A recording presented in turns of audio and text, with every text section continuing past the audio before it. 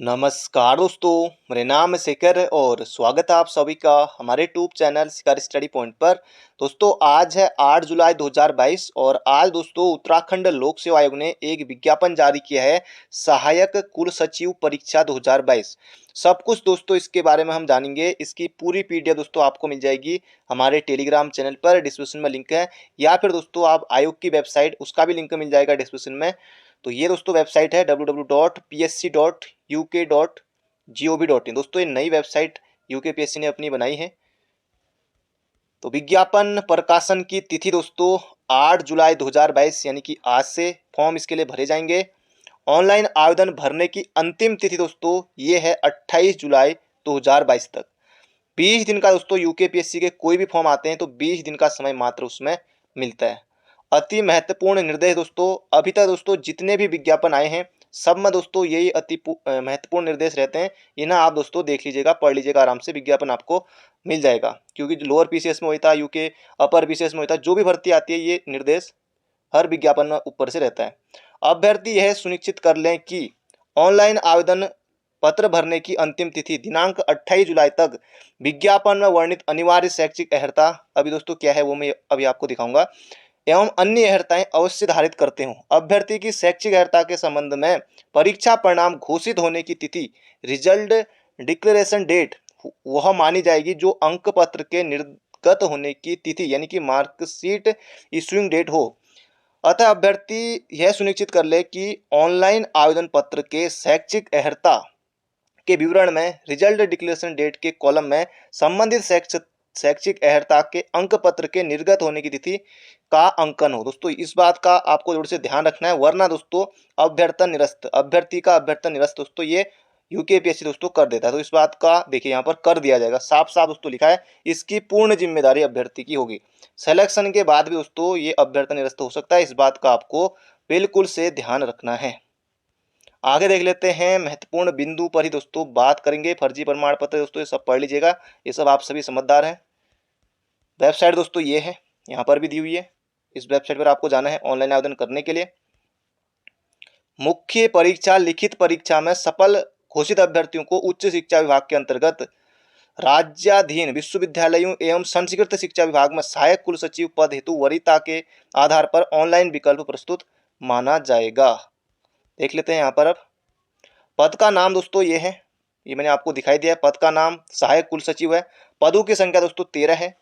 वेतनमान दोस्तों 6 लेवल का दोस्तों वेतनमान है। शुरुआत में दोस्तों आपकी सैलरी लगभग 50,000 के आसपास दोस्तों बनेगी, थोड़ा ऊपर नीचे दोस्तों 50,000 से आसपास दोस्तों आपकी सैलरी इसमें बनेगी।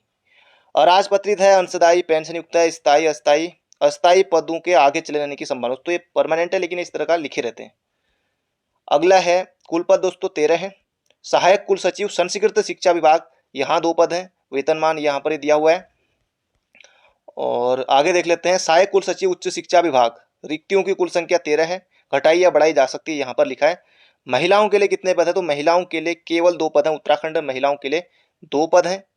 जनरल के लिए 7 पद हैं। बाकी दोस्तों ये पद यहाँ पर आप देख सकते हैं, ओबीसी में 2 पद हैं, ईडब्ल्यूएस में 1 पद है। तो पदों का विवरण दोस्तों ये है। कुल सचिव के लिए दोस्तों 2 पद है, महिलाओं के लिए यहाँ कोई पद नहीं है, एक एससी में और जनरल में 2 पद यहाँ पर है।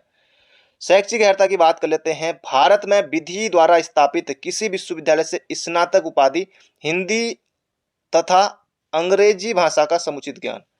तो भारत में विधि द्वारा विश्व स्नातक दोस्तों आपने किया होना चाहिए, हिंदी तथा अंग्रेजी में का समुचित ज्ञान यहाँ पर है। अनुभव क्या है, सरकारी कार्यालय अथवा किसी विद्यालय में हिंदी अथवा अंग्रेजी में पत्र लेखन तथा लेखा नियमों का कार्य करने का कम से कम 7 वर्ष का अनुभव। तो अनुभव भी दोस्तों इन्होंने मांगा हुआ है। आयु दोस्तों गजब है, गजब दोस्तों आयु सीमा है इसमें। न्यूनतम आयु सीमा 30 वर्ष, क्योंकि 7 वर्ष का अनुभव भी मांगा है तो फिर 7 वर्ष, क्योंकि वैसे 21 से होता है, लेकिन दोस्तों देखिए आयु सीमा न्यूनतम 30 वर्ष से अधिकतम 45 वर्ष तक आयु सीमा दोस्तों है। आयु सीमा की गणना 1 जुलाई 2022 से दोस्तों आपकी लगनी है। 1992 से और 1977 के बीच के जो भी अभ्यर्थी हैं उसके लिए आवेदन कर सकते हैं। तो 45 साल तक दोस्तों समझिए, 45 साल तक ये अभ्यर्थी आवेदन कर सकते हैं। आगे देख लेते हैं, महत्वपूर्ण बिंदु पर ही बात करेंगे। योग्यता क्या है हमने बात कर ली, आयु सीमा दोस्तों बात कर ली, ये राष्ट्रीयता ये ठीक ही है, सब चरित्र ये सब सही है। आगे देख लेते हैं, वैवाहिक स्थिति सभी भर सकते हैं, शादीशुदा भी सभी भर सकते हैं। ऑनलाइन आवेदन दोस्तों ये है, ये मैंने आपको पहले बता दिया, यूकेपीएससी की वेबसाइट पर आपको जाना है।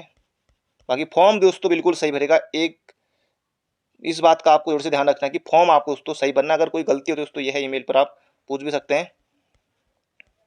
फीस दोस्तों यहाँ पर दिया हुआ है, टोटल फीस कितनी लगेगी करके। यहाँ पर यूकेपीएससी में दोस्तों लगभग कम ही रहती है, 176 बहुत पहले से रहती है। और बाकी ये आप देख सकते हैं कितनी कितनी फी रहेगी करके आपकी।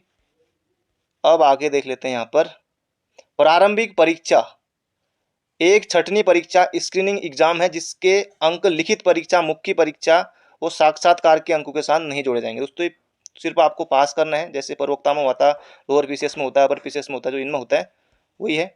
तो प्री भी दोस्तों इसमें होगा। आगे देख लेते हैं 29 पेज की दोस्तों ये पूरी पीडीएफ है। इन्हें दोस्तों आप पढ़ लीजिएगा, वरना 29 पेज में यहाँ पर अगर पढ़ने लगा तो पूरे 1 घंटे से दोस्तों 2 घंटे की वीडियो बन सकती है। ये आप देख लीजिएगा, महत्वपूर्ण बिंदु भरे हम बात करेंगे। ये सभी यहाँ पर दिया हुआ है, परीक्षा भवन में आचरण, ये सब आगे देख लेते हैं। आवेदन करने के लिए दोस्तों ये है वेबसाइट। अब यहाँ से दोस्तों शुरू होता है हमारा सिलेबस के अनुसार क्या है। प्रारंभिक परीक्षा दोस्तों 150 अंकों की होगी। सामान्य अध्ययन के प्रश्न होंगे, जीके के प्रश्न होंगे, करंट अफेयर सब कुछ होगा। और वित्तीय ज्ञान में दोस्तों इसमें होगा 2 घंटे का समय मिलेगा दोस्तों, 2 घंटे की आपकी परीक्षा होगी। अभ्यर्थियों की संख्या अत्यधिक होने पर ही प्रारंभिक परीक्षा होगी, वरना कम होगा तो दोस्तों नहीं होगी। लिखित परीक्षा दोस्तों ये है, लिखित परीक्षा में सामान्य हिंदी होगा, सामान्य अध्ययन होगा, वित्तीय नियम एवं कार्य प्रणाली दोस्तों। कुल मिला के 600 और 800 अंक की दोस्तों ये परीक्षा आपकी होनी है। और 3-3 घंटा दोस्तों इतना समय आपको मिलेगा। साक्षात्कार दोस्तों इंटरव्यू भी आपका इसमें होगा, 100 अंकों का दोस्तों इंटरव्यू भी रखा गया है इसमें। और सहायक कुल सचिव परीक्षा हेतु पाठ्यक्रम, तो पाठ्यक्रम दोस्तों ये दिया है, ये आप प्रिंट निकाल कर देख लीजिएगा कहाँ कहाँ से कितने आएंगे। देखिए यूकेपीएससी का दोस्तों एक चीज़ मुझे सही लगती है कि जहाँ से पूछा है ना आयोग ने, जो सिलेबस लिखा है, प्रश्न आपको वहीं से मिलेगा। उत्तराखंड अधीनस्थ सेवा चयन आयोग की तरह दोस्तों यहाँ नहीं होता है। यहाँ जो सिलेबस में है वो सीधे सीधे आपको, एक जो आपने पढ़ा है ना वो सीधे सीधे पेपर में दिख जाता है। यहाँ ऐसा नहीं है, ये दोस्तों पूरा सिलेबस है। ये अब ये आप देख लीजिएगा दोस्तों, इन्हें पढ़ लीजिएगा अच्छे से। और ये इसका प्रिंट निकाल कर जो जो आप अभी से तैयारी करेंगे तो इनको पढ़ते रहेगा, अंडरलाइन करते रहेगा। जो जो आपने पढ़ा हुआ, जो पहले से तैयारी कर रहे हैं उनको निश्चित रूप से फायदा मिलेगा। इसका दोस्तों प्रिंट उत्तराखंड भी इसमें आएगा, कंप्यूटर भी आएगा। देखिए उत्तराखंड की भूमिका, वीर गाथा, ये सब दिया हुआ है। सिलेबस दोस्तों वही है लगभग लगभग जो और जगह पे आप पढ़ते हैं। अब दोस्तों ज़्यादा कुछ नहीं है, तो अब बाद में काम आएगा ये। दोस्तों ज़्यादा कुछ नहीं है, इतना ही है। अनुभव प्रमाण पत्र दोस्तों ये है, अनुभव प्रमाण पत्र का प्रारूप दोस्तों ये है। नेम ऑफ किस ऑफिस में, अब दोस्तों ये फर्जी वालों का नहीं चलेगा, आयोग ने साफ साफ कहा है। तो अनुभव भी दोस्तों ये आपको जरूर से 7 वर्ष का कहा गया है। तभी दोस्तों इसमें 30 से लेकर 45 साल की आयु सीमा रखी गई है। दोस्तों ये थी आज की जानकारी। अगर आपके मन में कोई सवाल है तो आप कमेंट बॉक्स में पूछ सकते हैं। इसकी पीडीएफ दोस्तों आपको मिल जाएगी हमारे टेलीग्राम चैनल पर। Thank you friend, thank you so much. अपना ध्यान रखिए, स्वस्थ रहिए, मस्त रहिए, तैयारी करते रहिए।